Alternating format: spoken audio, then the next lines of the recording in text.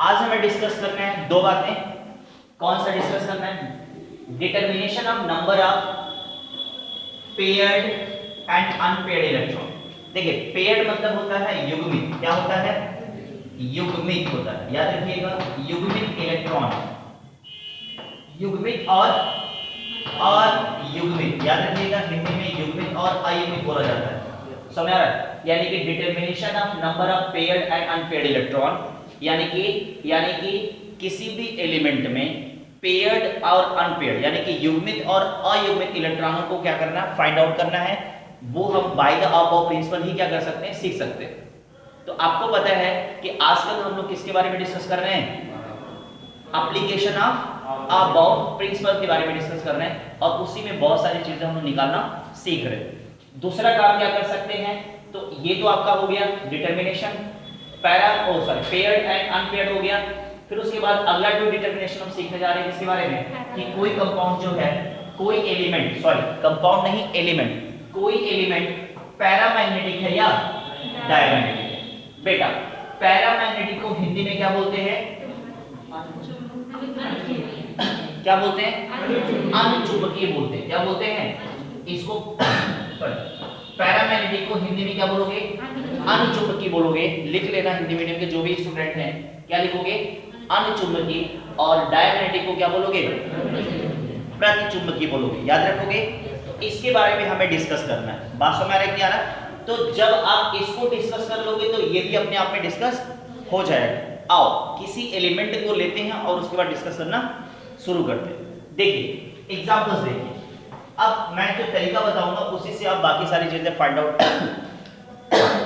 Out करते चले जाओगे। जैसे मैंने बात किया, देखिए चेक करिएगा, मैंने बात किया सोडियम की।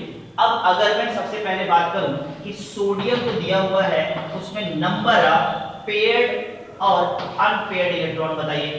बात समझ में नहीं आ रहा? हमने बोला कि जो सोडियम दिया हुआ है उसमें नंबर ऑफ पेयर्ड और अनपेयर्ड इलेक्ट्रॉन बताइए। Got it? तो कैसे बताएंगे जरा चेक करते हैं। यहां देखिएगा, अब सोडियम का हम करेंगे electronic configuration by the above principle. बात समझ में नहीं आ रहा? तो एज यूजुअल जैसा कि मैं क्लास में हमेशा करता हूं कि कभी भी मैं अपने आप से एटॉमिक किसी भी एलिमेंट का इलेक्ट्रॉनिक कॉन्फिगरेशन नहीं करता हूं। क्यों? क्योंकि हमने आपको इतनी बार इसको सिखा दिया है। फिर मैं अब आपसे क्या करना शुरू कर दिया, मैंने पूछना शुरू कर दिया है कि चलो इसका इलेक्ट्रॉनिक कॉन्फिगरेशन कराओ। ठीक है, तो अब मैं बात करने चल रहा हूं। ठीक है, नितिन से बात करने चल रहा हूं। ठीक है, नितिन मेरे को खड़े होकर के बताएंगे सोडियम का इलेक्ट्रॉन एटॉमिक नंबर कितना होता है? 11 होता है। Very good. नितिन ने बताया कि सोडियम का जो एटॉमिक नंबर होता है 11 होता है, क्योंकि आपको पता है अबव प्रिंसिपल में जब इलेक्ट्रॉनिक कॉन्फिगरेशन निकाला जाता है तो एटॉमिक नंबर का ही निकाला जाता है। ओके, तो चलिए आगे बताइए क्या हो गया। तो बताइए इलेक्ट्रॉनिक कॉन्फिगरेशन कराइए हमसे। बहुत बढ़िया। 1s2 2s2 2p6 3s1। बात समझ नहीं आ रहा? 3s1 क्या ये सही है? यस, ये सही है। देखिए ऐसा नहीं है कि जो लोग घर पे बैठे थे वो सो रहे थे। बात समझ नहीं आ रहा? ऐसा नहीं है कि जो लोग घर पे बैठे थे सो रहे थे। आपके सामने एग्जांपल दिख गया कि अबव प्रिंसिपल में अभी आपको रिसेंटली मैं क्लास में पढ़ा रहा था और इससे पहले भी मैंने पढ़ाया था। लेकिन लगातार ये वीडियोस क्या कर रहे हैं, देख रहे हैं, क्योंकि लगातार हमसे इसी बात हो रही है। बात समझ में आ रहा है कि नहीं आ रहा? और जो नहीं आते पूछते भी हैं फोन करके कि सर मेरे को ये वाला बता दीजिए। तो मुझे पता था कि ये इसे बता पाएंगे। ओके, चलिए बैठ जाइए। Very good. तो ये हो गया आपका सोडियम का क्या, इलेक्ट्रॉनिक कॉन्फिगरेशन। अब ध्यान से देखिएगा, सोडियम के इलेक्ट्रॉनिक कॉन्फिगरेशन करने के बाद अब आप इसका लास्ट वाला शेल लोगे। ठीक है, क्या लोगे? लास्ट वाला शेल। अब अगर मैं एक टॉपिक थोड़ा सा कुछ लोग नए आए हुए हैं, थोड़ा सा एक टॉपिक यहाँ से अगर मैं उठाना चाहूँ तो उठा सकता हूँ कि चलो बता दो कि सोडियम जो है वह किस ब्लॉक में है। चेक करिएगा, सोडियम किस ब्लॉक में है और किस पीरियड में है और किस ग्रुप में है। तो अभी देखो फटाफट लोग बताते चले जाएंगे। बात समझ नहीं आ रहा? चलो पायल खड़े हो जाओ बेटा। यहाँ पर बता दो, मैंने सोडियम का इलेक्ट्रॉनिक कॉन्फिगरेशन लिखा है, जरा इसको फटाफट बताते जाओ कि सोडियम का ब्लॉक क्या है, पीरियड क्या है, ग्रुप क्या है। एस ब्लॉक है। देखो बच्ची ने बताया कि सोडियम का जो ब्लॉक है वो क्या है, एस ब्लॉक है। वेरी गुड, आगे बताओ बेटा। यस, पीरियड क्या है, 3 है। और 3 को किस में लिखेंगे, नंबर्स में या रोमन में लिखेंगे, रोमन में लिखेंगे। तो इसने बताया थर्ड पीरियड है। और क्या बताया बेटू, वन क्या है, इसका ग्रुप है, यानी कि ये फर्स्ट ग्रुप में रहता है। बात समझ रहे हैं? देखो इन्होंने बता दिया, और ये चीजें हम लोगों ने पिछली वीडियोस में की हैं, बट हमने सोचा कि एक बार लॉ थोड़ा सा देखते हैं कि आ रहा है कि नहीं आ रहा। तो ये भी चीजें हो चुकी हैं। बात समझ रहे हैं? आ रहा है। अब हमें डिस्कस करना है किसके बारे में, डिस्कस करना है कि इसमें नंबर ऑफ पेयर्ड और अनपेयर्ड इलेक्ट्रॉन कितने हैं। समझ में आ रहा है कि नहीं आ रहा? नंबर ऑफ पेयर्ड और अनपेयर्ड इलेक्ट्रॉन कितने हैं, और ये पैरामैग्नेटिक है या डायमैग्नेटिक है। Got it? चलो ठीक है, इतनी बातें हो गई। अब बैठ जाओ, मैं समझाने चल रहा हूं।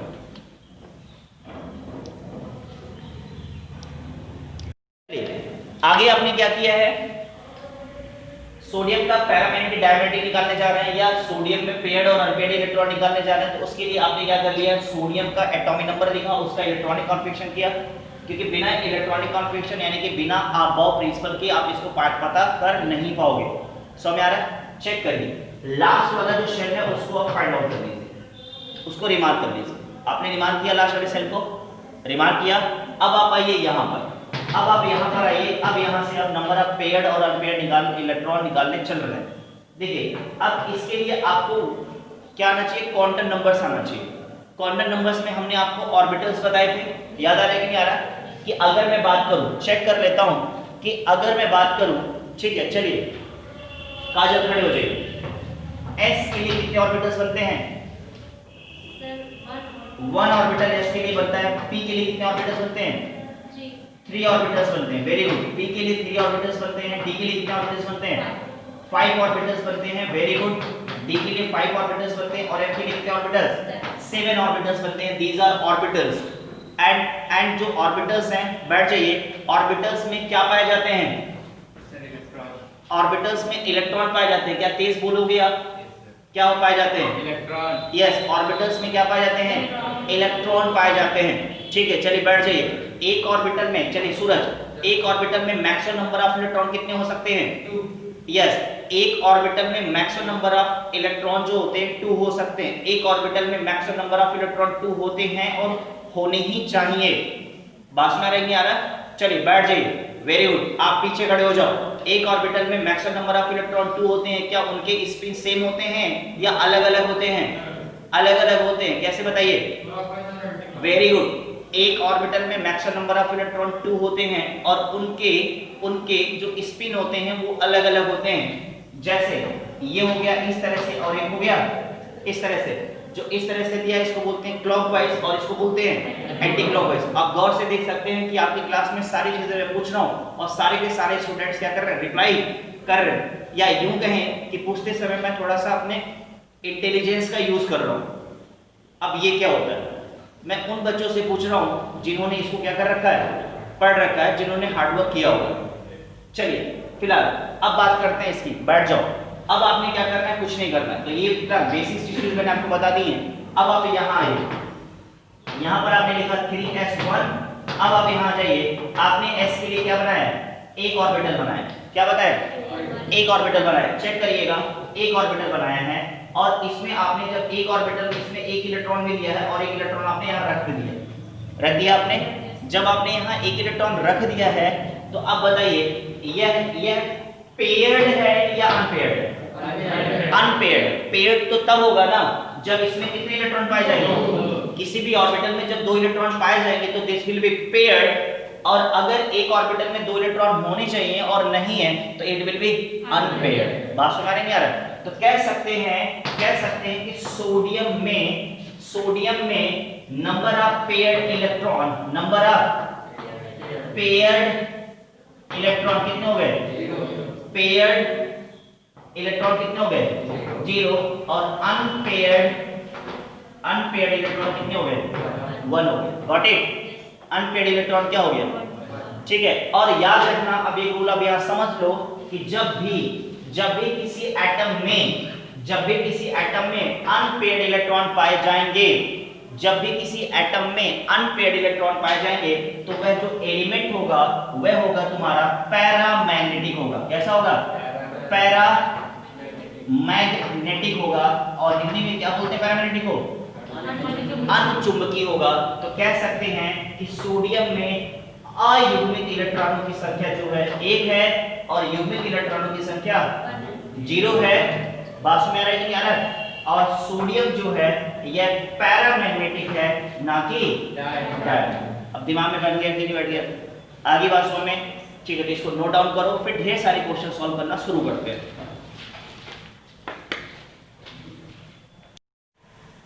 तो चलिए, तो आपने इसको सीख लिया ना कि सोडियम क्या है, बताइए फटाफट। सोडियम क्या है? पैरामैग्नेटिक। कैसे फाइंड किया आपने? क्योंकि इसमें अनपेयर्ड इलेक्ट्रॉन थे। बात आ रहा है? अब जरा एक क्वेश्चन मैं आपको क्लास वर्क देता हूं, अब क्लास में मुझे करके दिखाइए कि अगर मैं आपसे बात करूं किसके बारे में? नियॉन के बारे में बात करूं। किसके बारे में? नियॉन के बारे में बात करूं कि मेरे को बताइए कि जो नियॉन है यह पैरामैग्नेटिक है या डायमैग्नेटिक है, और ये बताइए कि नियॉन में पेयर्ड और अनपेयर्ड इलेक्ट्रॉन कितने हैं, या युग्मित और अयुग्मित इलेक्ट्रॉन कितने हैं, ये मेरे को बताइए फटाफट। क्लास में आपको 1 मिनट का टाइम मैंने दिया हुआ। तो चलिए क्लास, आपको मैंने जो दिया हुआ है क्वेश्चन क्या दिया था? नियॉन के बारे में दिया हुआ था, और इससे रिलेटेड कुछ क्वेश्चंस हमने आपसे पूछे हुए। टॉपिक आपको बता ही दिया गया है कि आज हम सीख रहे हैं कि कोई एलिमेंट जो है, किसी भी एलिमेंट में पैरामैग्नेटिक और पेयर्ड और अनपेयर्ड इलेक्ट्रॉन कितने हैं, कोई एलिमेंट जो है वो पैरामैग्नेटिक है या डायमैग्नेटिक है। टॉपिक हमारा ये चल रहा है। इससे पिछली क्लास में हम लोगों ने सीखा है कि कोई एलिमेंट है, जैसे नियॉन की बात करते हैं, तो यह किस पीरियड में, किस ग्रुप है, किस ब्लॉक में। तो मैंने इसलिए आपको क्वेश्चन अभी मैंने दिया था कि बताइए सोडियम का ब्लॉक कौन सा है? सोडियम का नियॉन का ब्लॉक कौन सा है, नियॉन का पीरियड कौन सा है, और नियॉन का ग्रुप कौन सा है? ये क्वेश्चन मैंने दिया। और इसी के साथ साथ मैंने आपको क्वेश्चन दिया है क्या? सोडियम जो है, जो नियॉन है, बार बार सोडियम बोल रहा हूं, जो नियॉन है यह इसमें अनपेयर्ड या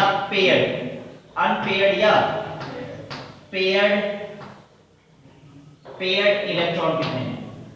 जो नियॉन है यह पैरामैग्नेटिक है या डायमैग्नेटिक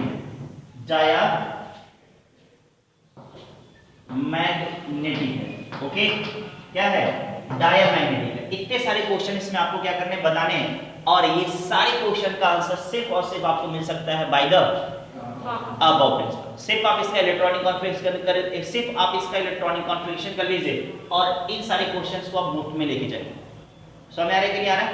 तो चलिए सबसे पहले बात करते हैं इसकी इलेक्ट्रॉनिक कॉन्फ़िगरेशन। चलिए दीक्षा गौतम खड़े हुए, अब मेरे से सॉल्व कराइए। यहां पर मैंने लिया नियॉन, आगे बताइए। 1s2 यानी कि इलेक्ट्रॉनिक कॉन्फ़िगरेशन करेंगे। First we have to know about atomic number of neon. Now tell me about the atomic number of neon. 10 होता है, यानी कि इसका एटॉमिक नंबर कितना होता है? 10 होता है। अब बताइए क्या होगा? 1s2 2s2 2p6, ये हो गया इसका इलेक्ट्रॉनिक कॉन्फ़िगरेशन। यस या नो? तो अब मेरे को बता दीजिए इसका ब्लॉक कौन सा होगा? इसका ब्लॉक जो होगा p होगा।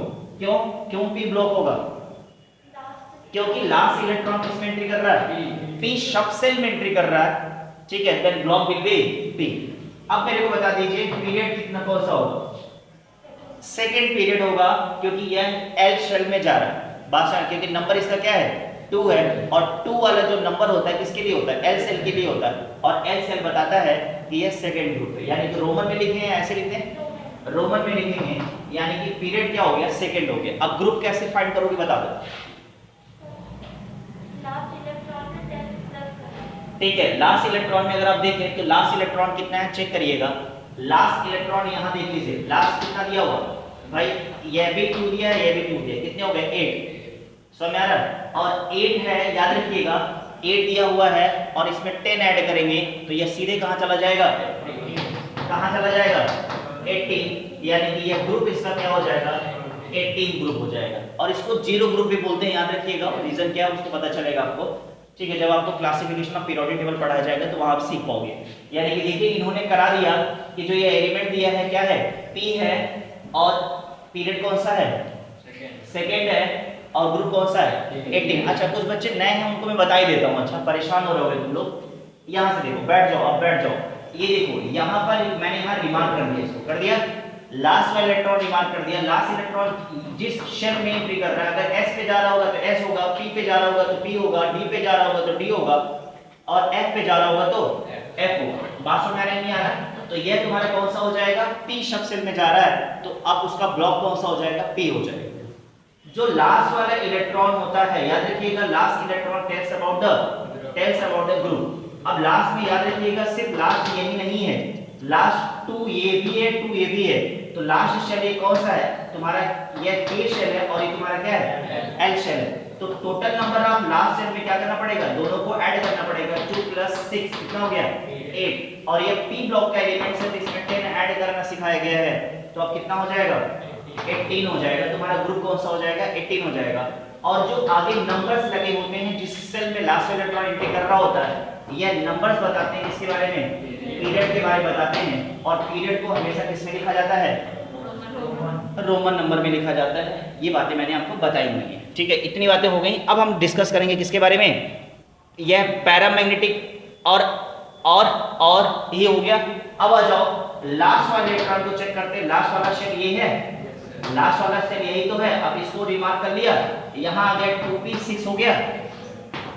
P के लिए कितने बनेंगे 3, चेक करो जरा, बना दिया। अब तुम्हें याद करो, तुमको मैंने बताया हुआ है कि इसको कैसे करना है, इसमें इलेक्ट्रॉन फिल करना है। तो पहले सारे इलेक्ट्रॉन 6 इलेक्ट्रॉन है, पहले सारे इलेक्ट्रॉन कैसे फिल किए जाएंगे, क्लॉकवाइज 1 2 3 हो गया। अब देखो इसको कैसे फिल किया जाएगा, अब जो बचे हुए हैं एंटी क्लॉकवाइज हो गया कि नहीं हो गया। अब मेरे को बताओ पेयर्ड इलेक्ट्रॉन कितने हो गए 3। पेयर्ड मतलब होता है जोड़े, तो जोड़े क्या हो गया 1 2 3 हो गए पेयर्ड इलेक्ट्रॉन। अब अनपेयर्ड इलेक्ट्रॉन बताओ, अनपेयर्ड इलेक्ट्रॉन बताओ कितने हैं 0। अब पेयर्ड हो गया तुम्हारा 3, अनपेयर्ड हो गया 0। पिछले वाले में क्या आया था, अनपेयर्ड आया था। याद रखना कि जब अनपेयर्ड इलेक्ट्रॉन 0 हो जाए, अनपेयर्ड इलेक्ट्रॉन क्या हो जाए 0 हो जाए, पेयर्ड इलेक्ट्रॉन कुछ हो जाए, अनपेयर्ड इलेक्ट्रॉन कितने हो जाए 0 हो जाए। तो अगर पेयर्ड इलेक्ट्रॉन कुछ होगा तो वह होगा पैरामैग्नेटिक, लेकिन जब पेयर्ड इलेक्ट्रॉन 0 हो जाएगा तो वह होगा मैग्नेटिक। आगे बात समझ में आ गई। तो यानी कि हम कह सकते हैं कि जो नियॉन है इसमें नंबर ऑफ पेयर्ड इलेक्ट्रॉन 3 है और अनपेयर्ड इलेक्ट्रॉन 0 है, और जो नियॉन है ये कैसा है, डायमैग्नेटिक। याद रखोगे, चलो नोट डाउन कर लो, वीडियो बड़ी हो गई।